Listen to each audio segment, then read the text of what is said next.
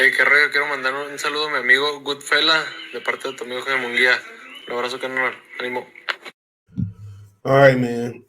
Let's talk about a review for Marcus Browne and Artur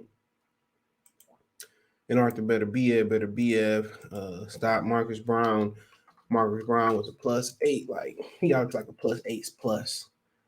Uh, like I think it was almost a +860. It might have been, bro. In the first two rounds he was doing well, but we're gonna talk about did Marcus Browne quit? What's next for Browne? What's next for Beterbiev?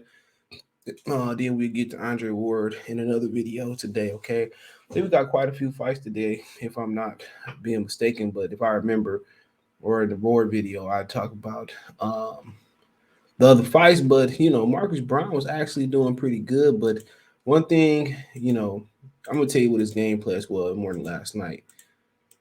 His game plan was to stay on the outside, stick and move. On Beterbiev, get on the inside, clinch him, and spin out and keep boxing and staying on the outside. And change the speed of his punches, and and mix in the touching punches with the hard punches. What he did great in the first two rounds, but the only issue is for 12 rounds and 3 minutes, 36 minutes of professional fighting. Think about it, you do that shit for 15 rounds, 3 minutes. Can you go in there and that shit feel like 33 minutes per round? But just think about street fight. Most street fights are under like really 2 minutes. It'd be nice, say 5 minutes. Not even that. Going in that in there is a different world. That shit feel like 33 minutes, especially when you ain't used to doing it. But the thing about amateur fight, they do 3 or 4 rounds. Shit feel like you gotta be in the top shape to do an amateur fight. You gotta really be in superb shape to do a professional fight for 6, 8, 10, 12, then back to 15 back in the day. But you can't sustain that movement. Only a very few people can sustain that movement through the history of boxing. Floyd in his prime was able to sustain that movement. We talking about a 175-pound man that probably was a cruiserweight or bridgerweight or damn near heavyweight last night. That's what you got to think about with Marcus Browne. You can't move like that versus somebody who applying pressure without throwing punches. Think about in the first two rounds. Beterbiev applied pressure with his reputation and with his feet. You know what I'm saying? He applied pressure with imaginary punches, but it was just his positioning. And it was just his reputation of being a puncher. You know what I'm saying?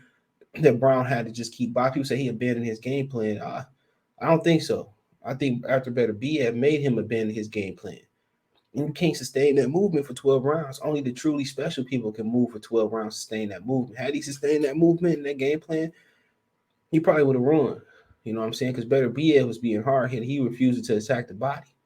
When he started to attack the body, that was the beginning of the end for Marcus Browne. You know what I'm saying? So you think about it for a minute. This dude really didn't. Beterbiev, like they were saying on the commentary, I watched it on ESPN Plus. They said that Beterbiev, even though he loses rounds, but he really don't lose the round in actuality. It's just he calculating. They want to say, well, Lomachenko loses rounds. He starts slow.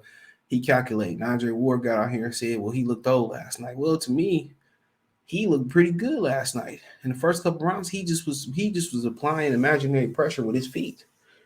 And Browne was moving. There wasn't nothing coming for Browne. And then when Beterbiev in the third round made the adjustment, and he started getting that really fast power jab off, Marcus Browne was in trouble. What Browne could have had done differently, man, could have kept that jab going. You know what I'm saying? He should have went to Beterbiev body. When you got somebody who got a reputation for being strong and being tough, the best thing you can do is throw that shit to the body and slow him down. Once you slow that core down, that slow the legs down, where the legs are the reason he get the pop in his arms. So he should have been really shooting that jab to that stomach, to that head, and really touching that body. All his work should have kept that body. That would have made Beterbiev, his elbows go in and brought his hands down. Then you could have worked upstairs. It's a certain way to fight guys like Beterbiev. You got to watch how Floyd fought guys like Beterbiev. He sat right there in their face and he operated and he could hit them. That's how you fight guys like Beterbiev. You had the athletic advantage, but you really should have been in the middle of the ring, turning him and touching his body and turning him. That's where he need to be. Just keep turning a guy like Beterbiev. He got to be set. And every time you make him pick his feet up, he reset. Your defense really should have been on point. When he threw that power jab, it was fast. You should have been slipping and turning and making a reset and going to his body. You know what I'm saying? But it's easier said than done. You know what I'm saying? Only a few fighters can sit in your face and operate in the pocket. Pernell, Floyd, you know what I'm saying?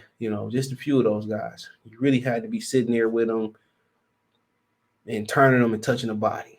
You got somebody that's strong, got a good chin's body. The game plan should have been we gonna attack his body. We gonna bring them hands down, and then we gonna go upstairs and go to work. He has the talent. You know what I'm saying? And last night, people saying that he quit. Well, like I said in the reaction video, I'm not qualified to say nobody quit. I'm one in the one in there. I wasn't the one in there taking the punches. You know what I'm saying? And people say, "Oh, he sat down, man." That people talking about the uppercut. The uppercut was just addressing the right hook to the body, the left hook to the body. The left hook is what really dropped him. And body shots are harder to recover from.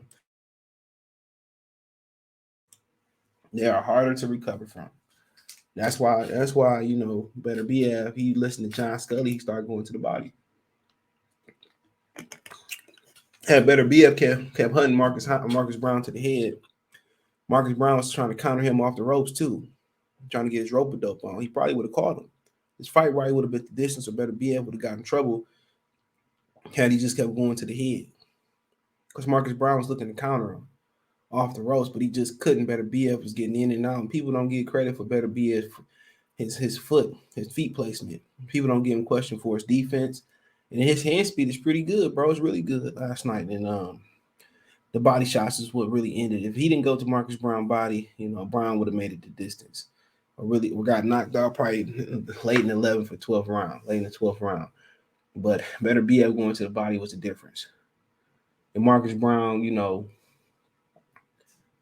Marcus Browne abandoned his jab and, not touching the body enough. That was his own difference. But for him to say he quit, I mean, like I said before, maybe he should have just laid flat in his back and not like he was knocked out from a body shot and got up and was crying on the ground. Maybe people would have said he didn't quit. But people say, oh, he could have got up and kept going. I mean, you in there with an animal, some dude who do crazy wrist workouts, so, people want to say he quit and quit, people talking about going out on the shield.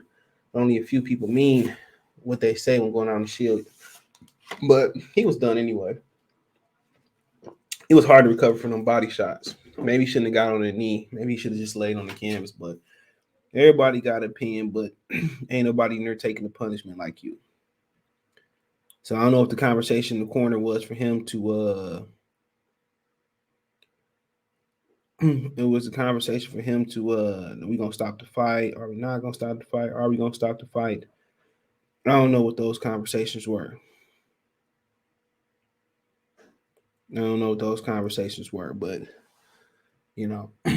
Browne was taking the shots to the head really well, just a body shot. So for him, just work on body. I think he can come back. I think if Yard get a belt, he could beat Yard. I think he could be competitive with Bevel. Beterbiev is one of the kind. Then he take enough punishment where Beterbiev ruined him. Only time will tell. I seen worse. I seen fighters come back from worse, and he still kind of in his prime, too. So he still kind of was in his prime. But yeah, the body shots were debilitating, and that's what really did. That's what really did it. Them body shots.